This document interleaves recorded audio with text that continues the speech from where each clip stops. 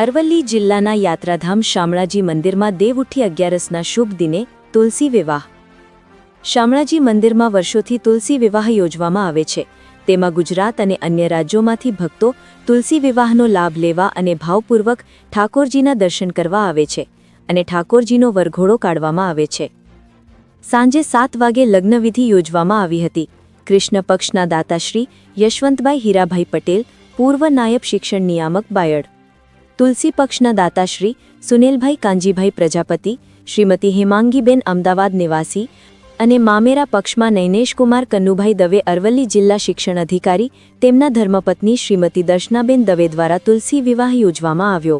શામળાજી મંદિરના ટ્રસ્ટીજનો પ્રમુખ દિલીપ ગાંધી, સેક્રેટરી અનિલભાઈ પટેલ તેમજ હર્ષદભાઈ દોશી મેઘરજ તેમજ સાંસદ શોભનાબેન બારૈયા સાથે ભીખાજી ઠાકોર, ભાજપ પ્રમુખ, વિશ્વ હિન્દુ પરિષદના સદસ્ય અખિલેશ દાસજી મહારાજ અને અન્ય સંતો મહંતો ઉપસ્થિત રહ્યા હતા.